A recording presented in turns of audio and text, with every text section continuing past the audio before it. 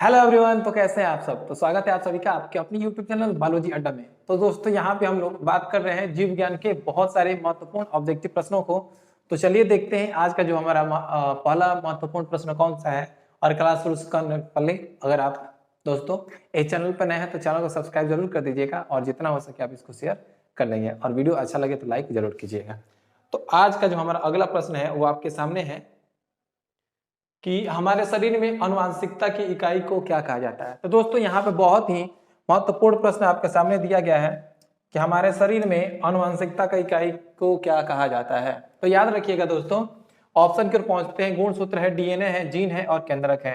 तो याद रखिएगा दोस्तों, केंद्रक के अंदर क्या पाया जाता है। तो केंद्रक के अंदर गुणसूत्र पाया जाता है और गुणसूत्र में क्या पाया जाता है दोस्तों, तो डीएनए पाया जाता है और डीएनए में क्या पाया जाता है, जीन पाया जाता है। तो एक और बहुत सबसे महत्वपूर्ण बात, जो हेरिडेटरी यूनिट यानी कि जिसको हम लोग आनुवंशिकता का इकाई कहते हैं, हेरिडेटरी यूनिट। तो याद रखिएगा दोस्तों, जो आनुवंशिकता का इकाई है वो है जीन, यानी जीन को हम लोग हेरिडेटरी यूनिट यानी कि आनुवंशिकता का इकाई के नाम से जानते हैं।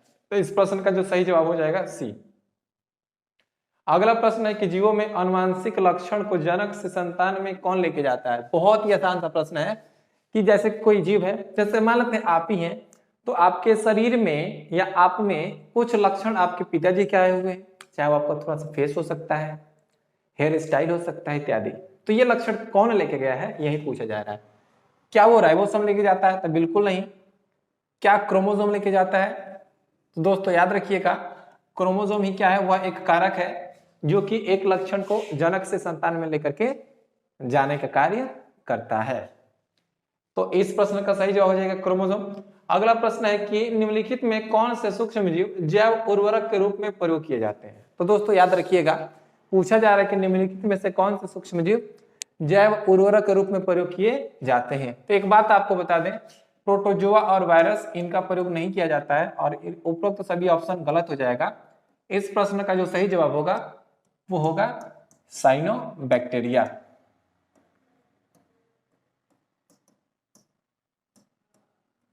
साइनोबैक्टीरिया ही है जो कि उर्वरक के रूप में प्रयोग किए जाते हैं। अगला प्रश्न आपके सामने है कि 2,4D क्या है। बहुत ही महत्वपूर्ण प्रश्न है, याद रखिएगा। 2,4D क्या है। क्या एक कीटनाशक है, बिल्कुल नहीं। क्या एक विस्फोटक है, बिल्कुल नहीं। क्या एक कवकनाशी है, बिल्कुल नहीं। तो दोस्तों है क्या, तो याद रखिएगा कि आपने देखा होगा कि आपके घर के आसपास में जैसे कोई खेत है उसमें घास निकल गए हैं, ठीक है, खरपतवार आ गया। तो देखिएगा जो किसान है वो करता क्या है कि खास प्रकार के रसायन का छिड़काव कर देता है, जिससे क्या होता है कि उसमें जो घास है वो सूख जाते हैं, यानी कि जो खरपतवार होता है वो सूख जाता है। तो दोस्तों यहाँ पे जो खरपतवार को नाश करता है वो कौन सा है, तो वह 2,4D एक प्रकार का खरपतवार नाशी है। अगला प्रश्न है कि सोयाबीन में नाइट्रोजन फिक्सेशन के लिए जिम्मेदार बैक्टीरिया कौन सा है। याद रखिएगा दोस्तों कि सोयाबीन में नाइट्रोजन फिक्सेशन के लिए जो रिस्पॉन्सिबल बैक्टीरिया है वो है राइजोबियम जैपेनिकम। राइजोबियम जैपेनिकम क्या है, तो एक बहुत ही खास प्रकार का बैक्टीरिया है जो कि सोयाबीन के पौधे में नाइट्रोजन फिक्सेशन का कार्य करता है। इस प्रश्न का जवाब हो जाएगा बी यानी राइजोबियम जैपेनिकम। मानव शरीर में पाए जाने वाले गुणसूत्र की संख्या कितनी होती है। तो दोस्तों याद रखिएगा कि जो हमारी कोशिका होती है, जो हमारी कोशिका होती है उसमें कितने मानव के पूछी जा रही है, तो यहां पे आपको बता दें 23 जोड़ा। कितना जी, 23 जोड़ा गुणसूत्र पाया जाता है। लेकिन अगर संख्या पूछा जाए, अगर संख्या पूछा जाए, जोड़े में नहीं पूछा जाए, ऐसे ऑप्शन दिया गया, तो याद रखिएगा संख्या में कितने 46। तो दोस्तों इसका जो जवाब हो जाएगा वो हो जाएगा 23 जोड़ा, यानी कि हमारे शरीर में जो कोशिकाएं हैं उसमें जो गुणसूत्र की संख्या होती है वो होती है 23 जोड़ा। अगला प्रश्न है कि कोशिका झिल्ली किसकी बनी होती है। तो दोस्तों याद रखिएगा जो कोशिका झिल्ली होती है वह लिपिड और प्रोटीन की बनी होती है। किसकी बनी होती है, लिपिड और प्रोटीन की। तो यहाँ पे प्रोटीन और लिपिड, ऑप्शन नंबर ए इसका सही जवाब हो जाएगा। अगला प्रश्न है कि मानव शरीर में सर्वाधिक प्रचुर मात्रा में पाया जाने वाला तत्व है। तो याद रखिएगा दोस्तों कि हमारे शरीर में सबसे अधिक मात्रा में जो तत्व पाया जाता है वो होता है ऑक्सीजन। क्या होता है दोस्तों, वो होता है ऑक्सीजन। अगला प्रश्न है कि हमारे शरीर का अधिकतम भार बना होता है, तो याद रखिएगा 60 से 70% लगभग जो होता है हमारा शरीर वो पानी का बना होता है, यानी कि यहाँ पे ऑप्शन हो जाएगा डी। अगला प्रश्न है कि गुणसूत्र निम्नलिखित में से किसका परिवर्तित रूप है, तो याद रखिएगा दोस्तों, जैसे कि क्या होता है सेल होता है, माना एक सेल हो गया, ठीक है, उसका न्यूक्लियस हो गया, न्यूक्लियस में देखिएगा ऐसे ऐसे क्या होते हैं फाइबर्स पाए जाते हैं जिनको हम लोग कहते हैं क्रोमेटिन, जिन्हें हम लोग कहते हैं क्रोमेटिन। क्रोमेटिन क्या होता है, ये सिकुड़ता है, याद रखिएगा दोस्तों, ध्यान से समझने का प्रयास कीजिए, ये सिकुड़ता है और सिकुड़ करके क्या बनाता है, क्रोमोसोम बनाता है।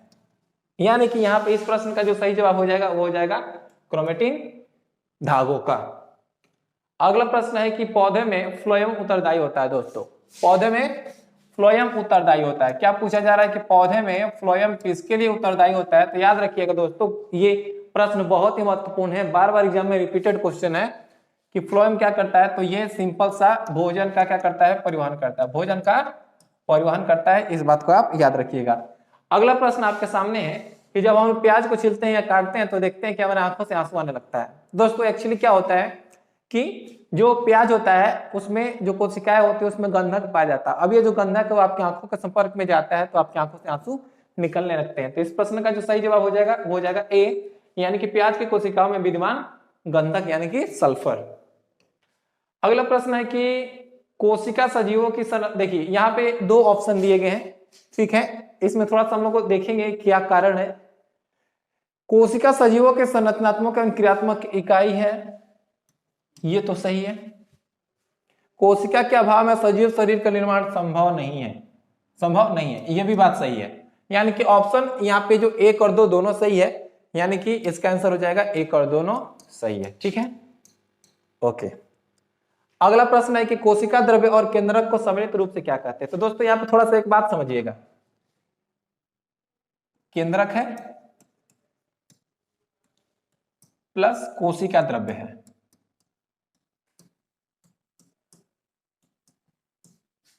दोनों को जोड़ दिया जाएगा तो बन जाता है आपके जीव द्रव्य यानी कि प्रोटोप्लाज्म, ठीक है। और याद रखिएगा दोस्तों प्रोटोप्लाज्म को हम लोग क्या कहते हैं, जीवन का भौतिक आधार।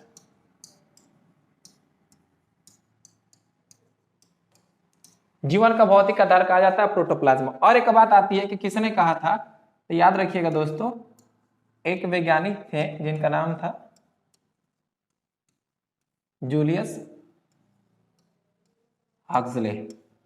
जूलियस हक्सले साहब ने, इन्होंने ही कहा था कि जीव द्रव्य क्या होता है, तो जीवन का भौतिक आधार होता है। आई होप कि यहाँ पे एक और क्वेश्चन आपका क्लियर हुआ। याद रखिए कोशिका द्रव्य और केंद्र को सम्मिलित रूप से क्या कहते हैं, जीव द्रव्य कहते हैं। अगला प्रश्न आपके सामने कि कोशिका द्रव्य में स्थित जीवित रचनाएं जिनमें बढ़ने तथा विभाजन की क्षमता होती है उसे क्या कहते हैं, तो दोस्तों याद रखिए बहुत ही प्यारा सा प्रश्न है और बहुत ही महत्वपूर्ण है कि कोशिका द्रव्य में स्थित जीवित रचनाएं जिनमें बढ़ने तथा विभाजन की क्षमता होती है, दोस्तों उसको हम लोग कहते हैं ऑर्गेनोइड्स। क्या कहते हैं, ऑर्गेनोइड्स कहते हैं। ग्लाइकोजन शरीर के किस भाग में जमा होता है, तो याद रखिएगा दोस्तों, हमेशा याद रखिएगा ग्लाइकोजन हमारे शरीर के किस हिस्से में जमा होता है, तो वो हमारा ये लीवर में जमा होता है। ब्लू बेबी नामक प्रदूषणकारी बीमारी पीने वाले जल में निम्न में से किसमें अधिक विद्यमान होने के कारण होता है, तो याद रखिएगा जो ब्लू बेबी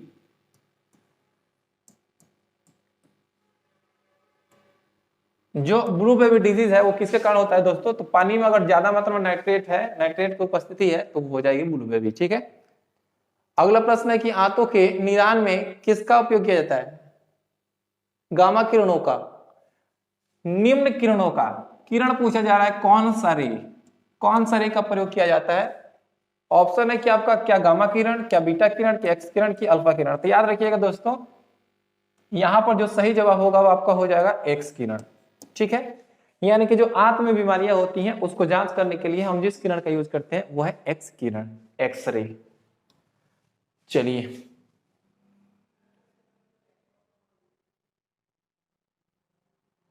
अगला प्रश्न है कि निम्नलिखित में से कौन सा एंजाइम ग्लूकोज के एथेनॉल में परिवर्तित करता है। याद रखिए दोस्तों जब किण्वन की जब प्रक्रिया होती है, किण्वन एक प्रक्रिया होती है, किण्वन फर्मेंटेशन। ठीक है, क्या होती है? फर्मेंटेशन होती है। अब इसमें जो एंजाइम यूज आता है दोस्तों वो है जाइमेज है। क्या दोस्तों? जाइमेज, जो कि क्या करता है? ग्लूकोज को किसमें बदल देता है? एथेनॉल यानी कि CH2OH, इथेनॉल, या इसी को हम लोग कहते हैं इथाइल एल्कोहल। इथाइल अल्कोहल में बदल देता है। ठीक है दोस्तों, और ये कहां होती है? तो याद रखिएगा ये होती है ईस्ट में। फर्मेंटेशन की क्रिया ईस्ट में होती है। तो इस प्रश्न का सही जवाब क्या हो जाएगा? एंजाइम जाइमेज। निम्नलिखित में कौन सा एंजाइम ग्लूकोज को एथेनॉल में परिवर्तित करता है? तो वो है जाइमेज। जैविक, सुनिए, एक बायो सिस्टम यानी कि सजीव की बात की जाए, जैविक सिस्टम में रासायनिक क्रिया की प्रक्रिया को तेज करने में उत्तरदायी पदार्थ है, यानी कि जो केमिकल रिएक्शंस हो रही है उसका जो रेट है उसको बढ़ा देता है। तो दोस्तों याद रखिएगा, किसी भी रिएक्शन को की गति को बढ़ाने के लिए जो महत्वपूर्ण भूमिका निभाते हैं वो होते हैं कैटलिस्ट, जिसको हम लोग कहते हैं उत्प्रेरक। आप थोड़ा सा समझिएगा, उत्प्रेरक। और यहां पर ये जो एंजाइम है दोस्तों, ये क्या करते हैं? तो रासायनिक क्रिया के रेट को बढ़ा देते हैं, और एंजाइम को एक नाम और दिया जाता है बायो कैटलिस्ट। बायो कैटलिस्ट यानी कि इसे हम लोग जैव उत्प्रेरक के नाम से भी जानते हैं। चलिए अगला प्रश्न है कि जेनेटिक्स निम्न में से किसका अध्ययन? तो दोस्तों याद रखिएगा, जेनेटिक्स में हम लोग अध्ययन दो बातों की करते हैं। एक होता है जिसमें हम वंशागति यानी कि हेरिडिटी का अध्ययन करते हैं, और दूसरा होता है विभिन्नताओं का। तो याद रखिएगा यहां पे आनुवंशिकता, हेरिडिटी एवं विभिन्नता, विभिन्नता का अध्ययन करते हैं। तो दोस्तों उसी को हम क्या कहते हैं? जेनेटिक्स के नाम से जानते हैं। जेनेटिक्स क्या है? तो जेनेटिक्स हेरिडिटी और विभिन्नताओं का अध्ययन होता है। अगला प्रश्न आपके सामने है, निम्न में से कौन सा रसायन एलर्जी क्रिया के दौरान मुक्त होता है? तो याद रखिएगा दोस्तों, एलर्जी क्रिया के दौरान कौन सा रसायन मुक्त होता है? तो दोस्तों वो होता है हिस्टामिन।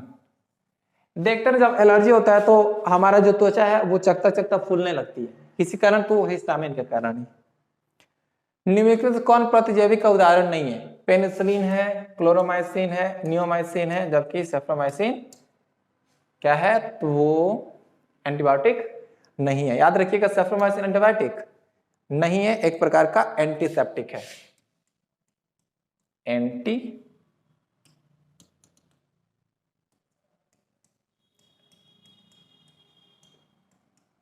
एंटीसेप्टिक है। ठीक है, निषेचन के बिना फल के विकास को क्या कहते हैं दोस्तों? पार्थेनोकार्पी कहते हैं। यानी कि जब फल का विकास क्या होगा? बिना निषेचन के होती है, तो उसको हम लोग पार्थेनोकार्पी कहते हैं। तो ऑप्शन नंबर इसका डी।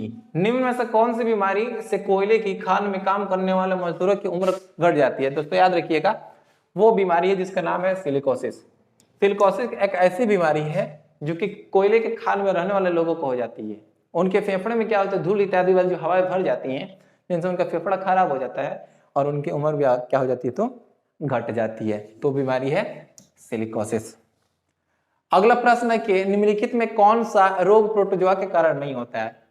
प्रोटोजोआ के कारण होता है। तो याद रखिएगा दोस्तों, यहां पर जो मलेरिया है ये किसके कारण होता है? तो प्लाज्मोडियम, मलेरिया प्लाज्मोडियम के कारण होता है।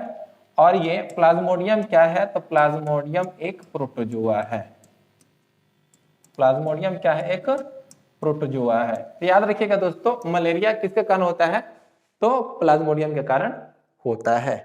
अगला प्रश्न है कि पादप कली है, यानी कि यहाँ पे जो बर्ड की बात की जा रही है कि पादप कलियां क्या होती है? तो याद रखिएगा दोस्तों, वो एक प्रकार से भ्रूणीय टहनी है। जैसे मान लेते हैं कि पौधा है, इसमें देखिएगा छोटी सी कली निकल गई, ये आगे चलकर क्या होता है कि डाली बन जाता है, तो वो क्या है? भ्रूणीय टहनी होता है।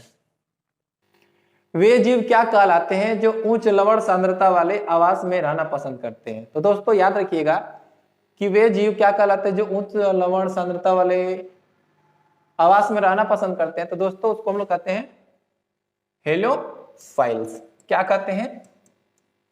हेलोफाइल्स। हेलोफाइल्स कहेंगे, जो कि लवण यानी कि साल्ट वाले एरिया में पाए जाते हैं। अगला प्रश्न है कि फ्लोएम उत्तक मुख्यतः किसके परिवहन के लिए उत्तरदायी है? एक क्वेश्चन इसका था, ये रिपीटेड क्वेश्चन है, तो याद रखिएगा दोस्तों। फूड यानी कि खाद्य का ये क्या करता है? ट्रांसपोर्ट करता है, तो ऑप्शन नंबर डी। अगला प्रश्न है कि निम्नलिखित में से किस वर्ग के पौधे को सामान्यतः शैवाल कहा जाता है? तो याद रखिएगा दोस्तों, कवक, शैवाल इत्यादि क्या आते हैं? एक समूह में आते हैं जिसको हम लोग कहते हैं थैलोफाइटा। यानी कि यहाँ पर जो थैलोफाइटा है दोस्तों, वो क्या है? तो इसके अंतर्गत कौन आता है? तो इसके अंतर्गत आपके आते हैं एल्गी यानी कि शैवाल आते हैं। फिर अगला प्रश्न है कि निम्नलिखित में से कौन सा पृथ्वी पर पाए जाने वाले सभी जीव का आनुवंशिक पदार्थ है? तो याद रखिएगा दोस्तों, जेनेटिक मटेरियल को हम लोग कहते हैं न्यूक्लिक एसिड, यानी कि ये न्यूक्लिक अम्ल, जो कि सभी जीवों के लिए क्या है दोस्तों? सभी जीवों के लिए आनुवंशिक पदार्थ है, यानी कि जेनेटिक मटेरियल है। आप देखिए दोस्तों, अगला है कि बायोगैस मुख्यतः क्या होती है? तो याद रखिए दोस्तों, बायोगैस में आपके क्या पाए जाते हैं? तो बायोगैस में आपके CO2 पाए जाते हैं और CH4 पाया जाता है। CO2 यानी कि कार्बन डाइऑक्साइड, मीथेन, और CH4 यानी कि मीथेन, यानी कि ऑप्शन नंबर सी हो जाएगा। बहुत ही महत्वपूर्ण प्रश्न है। फलों के रस को सुरक्षित रखने के लिए निम्न में से किसका उपयोग किया जाता है? दोस्तों याद रखिएगा, यहाँ पे जो उपयोग में लाया जाता है वो है सोडियम। फिर से एक बार प्रश्न पढ़ते हैं कि फलों के रस को सुरक्षित रखने के लिए, यानी कि आप चाहते हैं कि फल के जो रस हैं उसको हम सुरक्षित रखें, तो उसके लिए आपको किस प्रकार के केमिकल का यूज करना पड़ेगा? तो याद रखिएगा दोस्तों, आपको यूज करना पड़ेगा सोडियम बेंजोएट। आपको सोडियम बेंजोएट, ठीक है, में उसको रखना पड़ेगा।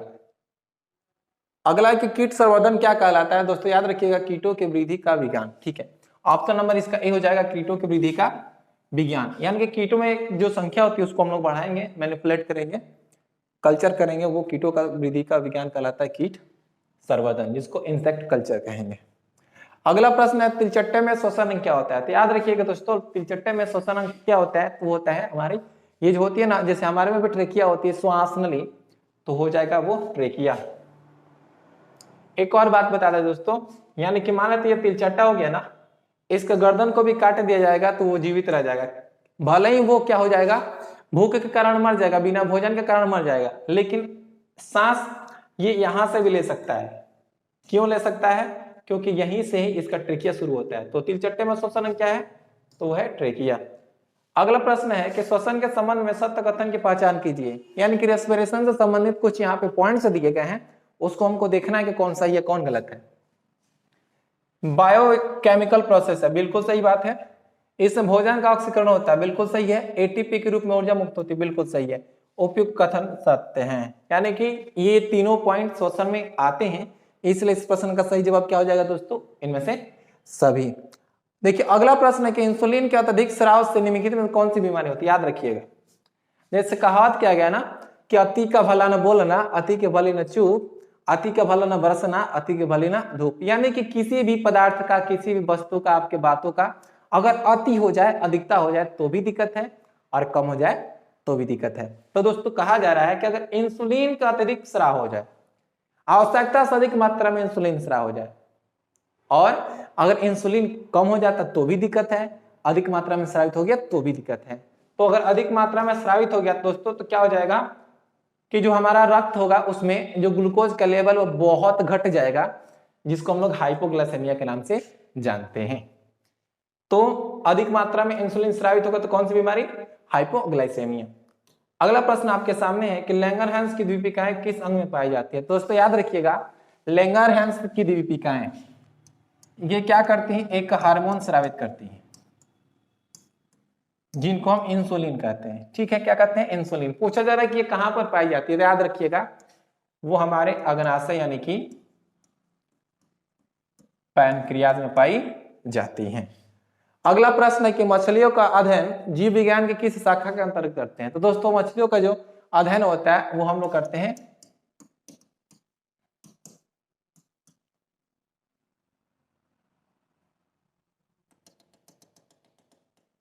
ये इक्थियोलॉजी, किसमें हम लोग इक्थियोलॉजी में मछलियों का अध्ययन करते हैं। तो ऑप्शन नंबर इसका डी सही जवाब है।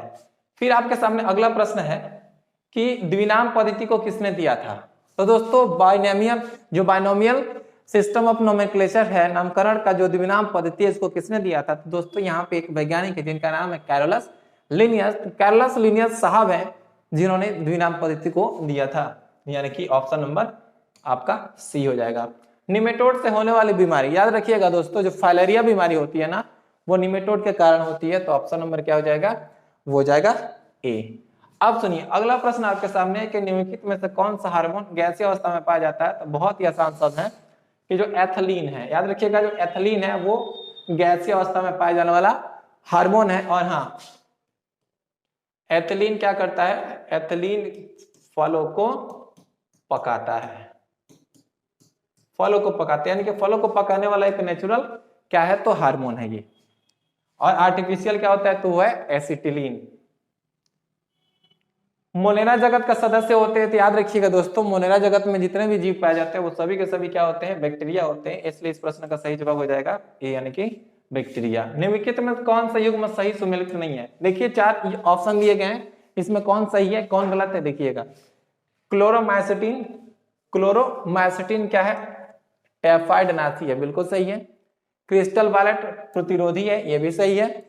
क्विनिन मलेरिया रोधी है, सही है। लेकिन एस्पिरिन अभी हमने आपको नहीं बताया था। देखिए एस्पिरिन क्या होता है, तो ये एक प्रकार से कहे तो दर्द निवारक होती है। क्या होती है दोस्तों, एक प्रकार से ये दर्द निवारक होती है। यानी कि कुल मिला के हम कहें तो ये निश्चेतक नहीं है। निश्चेतक का मतलब होता है दोस्तों कि जैसे क्या होता है कि मान लेते हैं ऑपरेशन होना है तो डॉक्टर एक इंजेक्शन देता है जिससे हमारे शरीर का जो चेतना होती है वो खत्म हो जाती है, यानी कि जब वो काट भी देगा तो हमको कोई महसूस नहीं होगा। तो निश्चेतक, तो एक्चुअली निश्चेतक एस्पिरिन निश्चेतक नहीं है, वो एक प्रकार से क्या है दोस्तों, एक दर्द की दवा है। चलिए अगला प्रश्न है कि रेफ्रिजरेटर में खाद्य पदार्थ ताजा रखने हेतु सुरक्षित तापमान। याद रखिएगा दोस्तों, रेफ्रिजरेटर में खाद्य पदार्थ चाहते हैं कि खराब ना हो तो उसका टेम्परेचर कितना होना चाहिए, उसका टेम्परेचर होना चाहिए 4 डिग्री सेल्सियस। ट्राइग्लिसराइड क्या है, एक बात याद रखिएगा दोस्तों, जहां पर आपको ग्लिसराइड दिख जाए आंख बंद करके आप उसको टिक करो, वसा, ठीक है। क्योंकि वसा किसका बना होता है, तो याद रखिएगा वसा बना होता है आपका fatty acid plus glycerol. Fatty acid और ग्लिसरॉल का बना होता है, यानी कि जहां जहां पर आपको ग्लिसराइड दिख जाए आंख बंद करके आप टिक कीजिए, वो वसा होगा। अगला प्रश्न है कि निम्नलिखित में से मधुमेह से पीड़ित व्यक्ति की जरूरत है। याद रखिएगा अगर कोई व्यक्ति है जिसको डायबिटीज हो गई है, डायबिटीज, अभी कुछ देर पहले एक क्वेश्चन था कि अगर इंसुलिन की मात्रा अधिक हो जाए तो क्या होगी, तो हाइपोग्लाइसेमिया देखा था हमने। लेकिन वहीं पे अगर इंसुलिन की मात्रा कम हो जाए तो व्यक्ति डायबिटीज से ग्रसित हो जाएगा। तो दोस्तों प्रश्न को एक बार फिर से हम रीड करते हैं कि निम्नलिखित में से मधुमेह से पीड़ित व्यक्ति की जरूरत है, वो क्या है दोस्तों, वो है इंसुलिन। चलिए जीका वायरस मानव शरीर के किस भाग को ग्रसित करता है। तो याद रखिएगा दोस्तों, जीका एक वायरस है जो मानव शरीर के हमारे ब्रेन को डिस्टर्ब करता है, प्रभावित करता है। जी शरीर के किस अंग की खराबी के कारण मधुमेह का प्रकोप होता है, अग्नाशय, क्योंकि अग्नाशय में क्या होता है, islets of Langerhans. Islets of Langerhans कहां पाए जाते हैं, तो अग्नाशय में पाए जाते हैं। अगला प्रश्न आपके सामने कि जीका वायरस किसके द्वारा मनुष्य में संचारित होता है। याद रखिएगा मच्छर है जिसका नाम है एडिस। तो दोस्तों हमने यहां पे देखा कि जीका वायरस किसके द्वारा मनुष्यों में संचारित होता है, तो मच्छर हो गया। तो दोस्तों अगर आपको वीडियो अच्छा लगा हो तो लाइक कीजिए, कोई डाउट हो तो कमेंट कीजिए, कैसा है वीडियो ये भी बताइए, और साथ साथ आप इसे शेयर करना चाहें तो शेयर कर सकते हैं। और अगर आप इस चैनल पर नए हैं तो चैनल को सब्सक्राइब जरूर कर दें। और दोस्तों इसी प्रकार की वीडियो को देखने के लिए आपको चैनल सब्सक्राइब कर लेना है और जो नोटिफिकेशन आइकन है उसको आप क्लिक कर देंगे ताकि नोटिफिकेशन आपको मिल जाए और आपकी क्लास मिस ना हो। तो मिलता हम लोग नेक्स्ट वीडियो में, तब तक के लिए बेस्ट ऑफ लक, एग्जाम की तैयारी अच्छे से करते रहिए। जय हिंद।